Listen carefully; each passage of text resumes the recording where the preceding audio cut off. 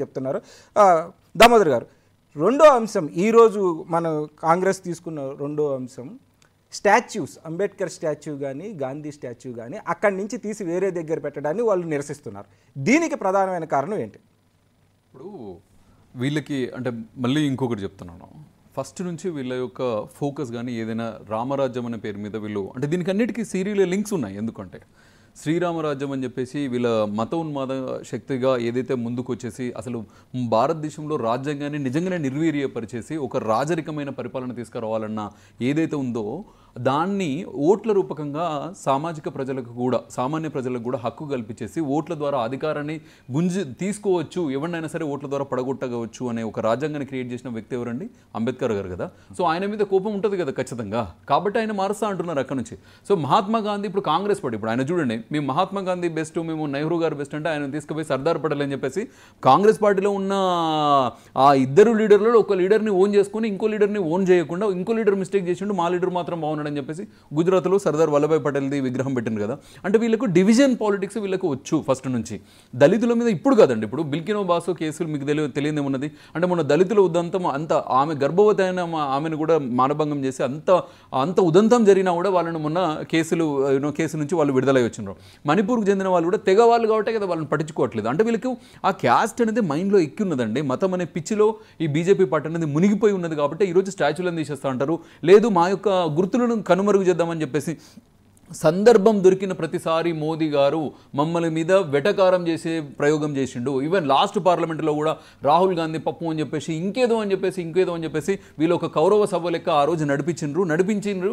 ఆనాడు మన నరేగా ప్రోగ్రామ్ ఏదైతే ఉందో, 100 రోజుల పథకం తెచ్చిన ప్రోగ్రామ్ ఏదైతే ఉందో ఆ నరేగా ప్రోగ్రామ్ కూడా అరే మీ యొక్క గుర్తుగా అంటే మీ ఫెయిల్యూర్స్ గుర్తుగా నరేగా ప్రోగ్రామ్ కూడా మేము పెట్టుకుంటాం, సో మిమ్మల్ని ఖచ్చితంగా కాంగ్రెస్ పార్టీ దీనికి చేయాలని చెప్పేసి అంటే గత 75 సంవత్సరాల నుంచి స్వాతంత్రం వచ్చిన సంవత్సరాల నుంచి చేసిన గ్రోత్ను పక్క పెట్టేసి ఏమన్నా బ్లేమ్ గేమ్ చేసేసి ఒకరిని ఓన్ చేసుకుని ఏదైతే అప్పర్ క్యాస్ట్ ఉన్న వాళ్ళని ఓన్ చేసేసుకుని ఒక వర్గాన్ని కిందికి తొక్కేసి అంటే రాజరిక వ్యవస్థ తీసుకొద్దామని ఈరోజు ప్రతి దానిలో వాళ్ళ ప్రతి అడుగులో అదే ఉంటుంది. మీరు చూడండి, ఏదైనా పెద్ద వాళ్ళకి ఏమైనా అన్యాయం జరిగితే వీళ్ళు ఫస్ట్ ముందుంటారు అక్కడ పోయేసి వాళ్ళకి న్యాయం చేయడానికి.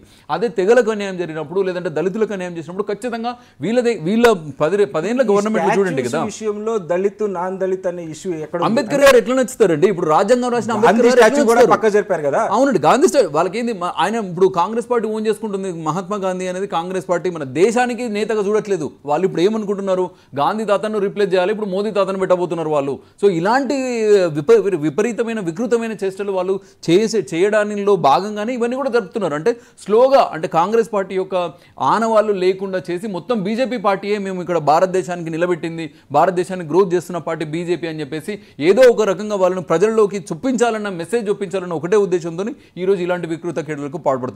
బట్ ప్రజలు గమనిస్తూనే ఉన్నారు కాబట్టి లాస్ట్ 10 ఏళ్లలో మీ యొక్క వికృత చేష్టలు చూసిండ్రు కాబట్టి ఈరోజు మ్యాండేట్ డిఫరెంట్గా ఇచ్చిండ్రు. ప్రతిపక్షానికి మాకు ఆ హోదా ఇచ్చేసి ఈరోజు నేను చెప్తున్నాను కదండి, ఖచ్చితంగా నాకు తెలిసి ఈరోజు అంటే నేను ఒక్కని స్టేట్మెంట్ కాదు, మమతా గారు స్టేట్మెంట్ ఇచ్చిన వేరియస్ ఈవెన్ మొన్న కూడా ఎవరు కమెంట్ చేసినారు, నాయుడు అండ్ నితీష్ సర్కార్ అని చెప్పేసి మొన్న కూడా అన్నారు కదా. సో వాళ్ళ సర్కార్ ఇప్పుడు డిపెండెన్సీ కుంటి సర్కార్ వాళ్ళది.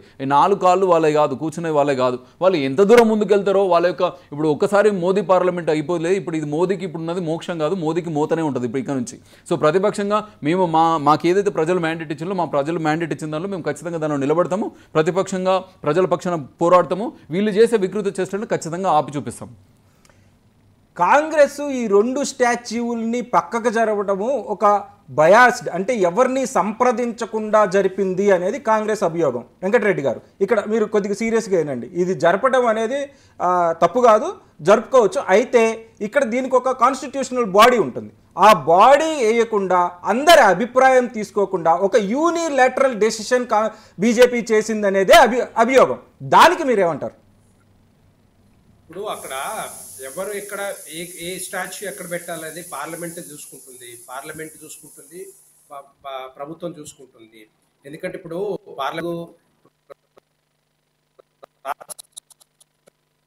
రాష్ట్రపతి గారు ఉన్నారు, రాష్ట్ర గారు, సో వాళ్ళు ఎక్కడ